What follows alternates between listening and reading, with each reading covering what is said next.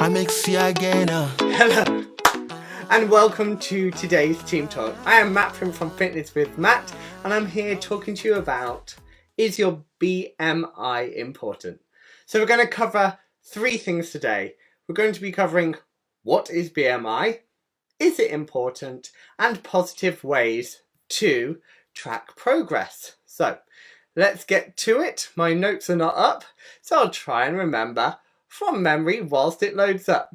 So BMI is body mass index, is an abbreviation of body mass index.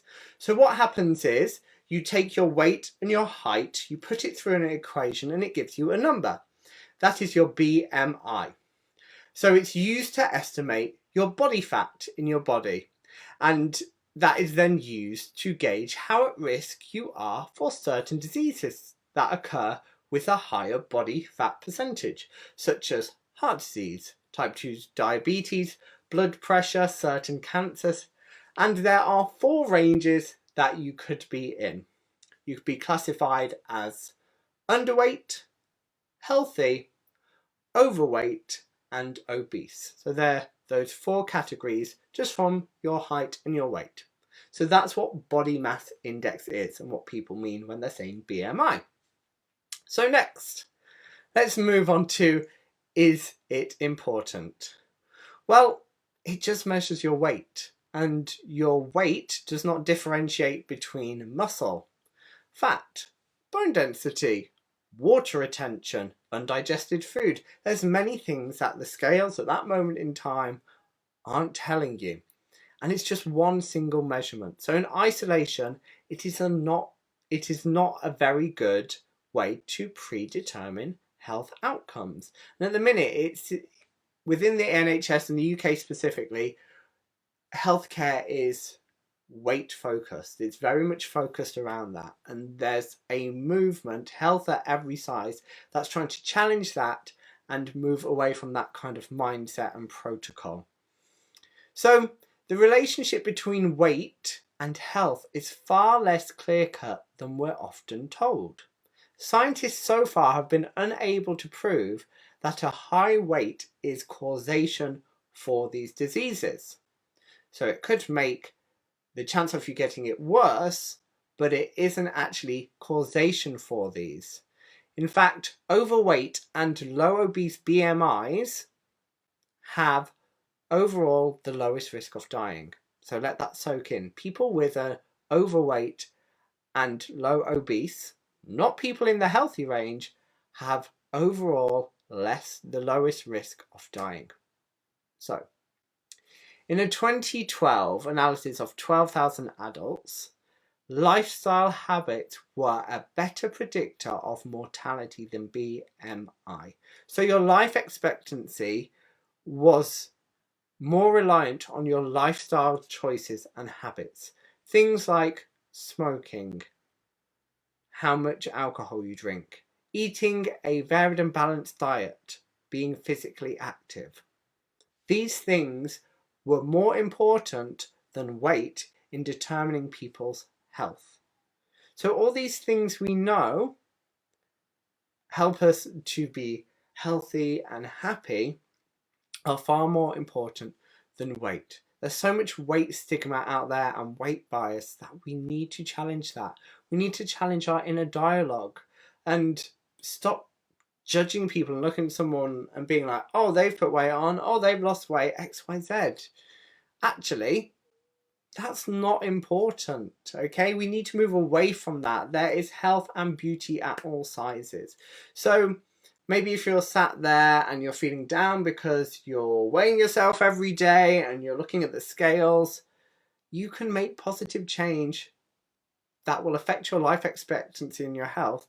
That is nothing to do with your weight. So if the weight and weighing yourself and the scales are making yourself sad, put them away, because now I'm going to talk to you about positive ways to track your progress. So we need to think about our health in terms of total health. To be a healthy person, we need more than to be physically active and disease-free. So total health, there are 6 pillars: physical health, mental health, social health, so having a support network, friends, etc. Existential health, so having a purpose, feeling like you have a purpose and a place. There is emotional health, being happy, being stress-free. And then there's environmental health, so feeling secure, having a clothing, house, heating, that kind of thing. So it's far more, as we can see, our health than just our weight. So how can we maybe look at tracking our progress when improving our health and fitness that aren't centered on weight or measurement? Well, there's things like habit change. Maybe you want to give up smoking. Well, make a chart for it, get the support for it, and track your progress that way. You don't need to be weighing yourself to be like, oh, I'm putting weight on now. Now I am not smoking. Look at the positive impact you're having on your health by not smoking. Maybe you're going to reduce your drinking.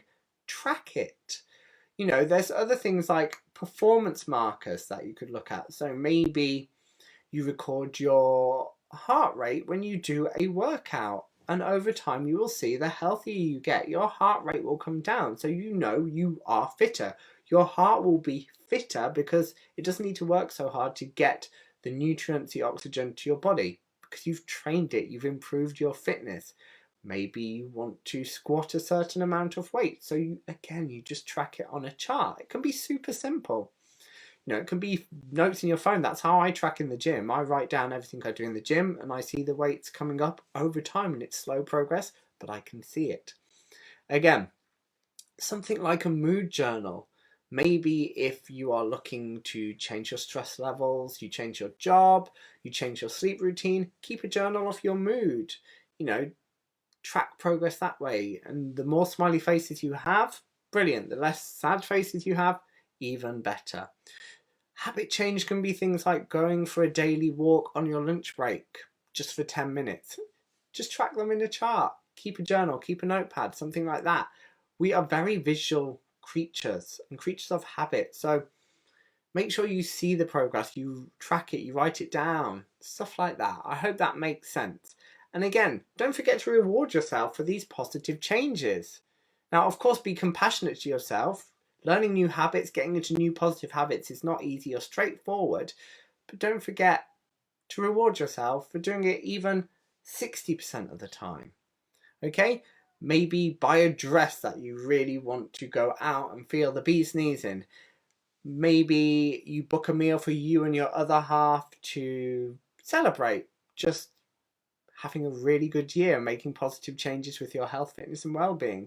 Maybe if you stick to the gym for 3 months because you've never managed that before, you buy yourself some new gym kit. Maybe if you're training at home and you haven't got the funds right now because it's January, well, if you stick to training for X amount of time at home, reward yourself with a new bit of equipment. There's loads of different ways you can celebrate your wins and also track your progress that do not rely on your weight. So, I hope this Team Talk has helped, and I will be back next week with another Team Talk. I would love to hear your thoughts and feelings on the matter. Comment below, and thank you so much for joining me. I know we've had a few technical issues today, but it is lovely to see you all today. Goodbye. See you again soon. And don't forget to follow me, Fitness with Matt on Facebook, Fitness with Matt 1 on Instagram. And if you're watching on YouTube, give me a thumbs up, a like, and subscribe. Dab. Dab. Goodbye, everyone. Thanks for joining me. Bye, bye, bye. I make see again.